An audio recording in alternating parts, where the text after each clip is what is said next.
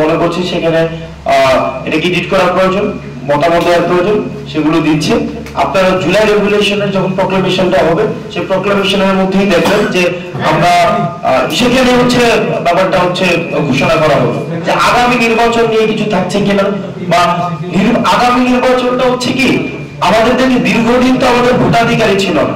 আমাদের যে এই যে মুজিববাদী সংবিধানটা এমন ভাবে প্রণয়ন করা হয়েছে যে মানুষের তো ভোটের অধিকারী ছিল না। এই যে আপনারা এখানে বসে আছেন, এই যে আমাদের বয়সী মানুষ, আপনারা গত 3টা নির্বাচনে কি ভোট দিতে পেরেছেন? কয়জন ভোট দিতে পেরেছেন? এবং এই যে আপনারা সাংবাদিকরা এখন বলছেন যে 3টা ইলেকশন অবৈধ হয়েছে, কেউ কেউ বলছে খুব মিনমিন ভাবে, একদম স্পষ্ট ভাবে বলছে না, খুবই বলে যেন গলার টোন কিছুটা ভিতরে রেখে রেখে বলে বলেন তো গত 3টা ইলেকশনে এখানে কয়জন ভোট দিয়েছে? 2-4 জনও দেয় নাই। যে 2-4 জন দিয়েছে তারা আবার একটা দেয় নাই, তারা আবার অন্তত 25-30টা করে দিয়েছে, মানে যে 2-4 জন দিয়েছে, আর যারা দেয় নাই একবারেই দেয় নাই। তো এই যে ন্যারেশনটা আমাদেরকে বঞ্চিত করে রাখা হয়েছে, জনগণকে রাষ্ট্রীয় যে শাসনের মধ্যে, আমরা রাষ্ট্রীয় শাসনের মধ্যে জনগণ কিভাবে অংশগ্রহণ করে সেটা হচ্ছে ভোট প্রদানের মধ্য দিয়ে, এই ভোট প্রদান থেকে বঞ্চিত করা হয়েছে। এই বিষয়গুলো আমরা প্রত্যাশা করছি এই জুলাই রেগুলেশন আসবে। আর পরবর্তী নির্বাচন কাঠামো কিভাবে নির্ধারিত হবে সেটা আমাদের সংস্কার কার্যক্রম চলছে, সকল রাজনৈতিক দলের মতামতের ভিত্তিতে সেটি অবশ্যই সেই সংস্কার কাঠামোর মধ্য দিয়ে সেই বিষয়টি উঠে আসবে।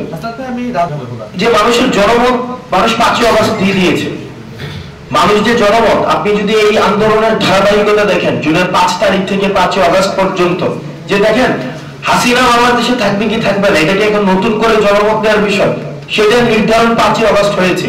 মুজিববাদী সংবিধান পরবর্তী বাংলাদেশে প্রাসঙ্গিক কি না সেটা 5ই আগস্ট নির্ধারিত হয়েছে।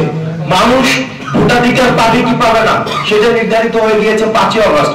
যাদেরকে জেল, জুলুম এবং নির্যাতন এবং ঘুমের মধ্যে রেখেছে তাদেরকে মুক্তি দেওয়া হবে কিনা সেটি 5ই আগস্ট নির্ধারিত হয়ে গিয়েছে। মানুষের আশা আকাঙ্ক্ষার প্রতিফলন পরবর্তী বাংলাদেশে ঘটবে কিনা সেটির যেই জনগণ সেটির রায় 5ই আগস্ট দিয়ে দিয়েছে। সুতরাং আমরা তারপরেও বিভিন্ন রাজনৈতিক দল যারা রয়েছে, ক্রিয়াশীল যে রাজনৈতিক দল, সুশীল সমাজ, বুদ্ধিজীবী, লেখক এবং যারা হচ্ছে বিভিন্ন যেমন রেমিটেন্স যোদ্ধা, প্রবাসী যারা রয়েছে, বিভিন্ন পেশাজীবী সংগঠন, আমরা সবার কাছে পৌঁছানোর চেষ্টা করছি, তাদের মতামত নেওয়ার চেষ্টা করছি।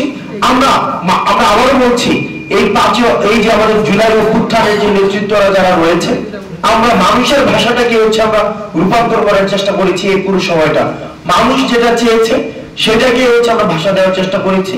তো সেই জায়গা থেকে সেটির ধারাবাহিকতা হচ্ছে এই প্রক্লেমেশন অফ জুলাই রেভলিউশন।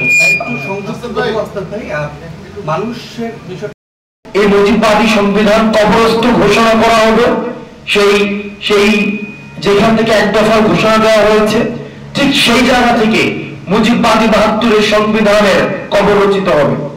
ঠিক সেই জায়গা থেকে আওয়ামী লীগ বাংলাদেশের প্রেক্ষাপটে একটি অপ্রাসঙ্গিক একটি রাজনৈতিক দল, যারা গণমানুষকে মানুষ হিসেবে স্বীকৃতি না দিয়ে নির্যাতন, নিপীড়ন, গুম এবং খুন এবং হত্যার যারা রাজনীতি করেছে, যারা জনগণের বিপরীতে, আশা আকাঙ্ক্ষার বিপরীতে দাঁড়িয়েছে, আমরা প্রত্যাশা রাখছি এই জুলাই প্রক্লেমেশন অফ জুলাই রেগুলেশনে এই নাৎসিবাদী এই দলটিকে সেখান থেকে বাংলাদেশে অপ্রাসঙ্গিক ঘোষণা করা হবে।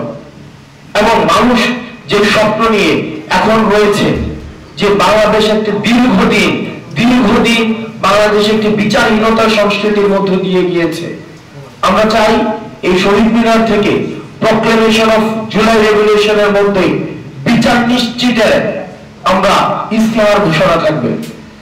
বাংলাদেশের প্রত্যেকটি প্রান্তিক জনপদ থেকে একদম শহর পর্যন্ত যারা 5ই আগস্টে পূর্বে এবং 5ই আগস্ট পর্যন্ত এবং পরবর্তী সময়ে আপনারা বাংলাদেশকে গঠন করার জন্য, বিনির্মাণের জন্য রাস্তায় নেমে এসেছিলেন, ঠিক একইভাবে আমাদের 31শে ডিসেম্বর আমরা শহীদ মিনার প্রাঙ্গণে আমরা সবাই আবার মিলিত হব এবং আমরা আমাদের পরবর্তী বাংলাদেশ বিনির্মাণের যে আকাঙ্ক্ষা, সেই আকাঙ্ক্ষা আমরা একসাথে ঘোষণা করব।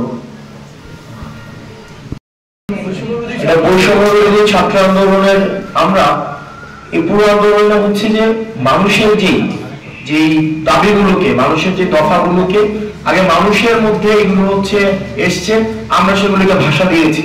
এই যে প্রোক্লেমেশন অফ জুলাই রেভলিউশন, এই আকাঙ্ক্ষাটি হচ্ছে মানুষের আকাঙ্ক্ষা, জনমানুষের আকাঙ্ক্ষা, জনমানুষ থেকে এসেছে, সেটিকে আমরা বাস্তবায়ন করব।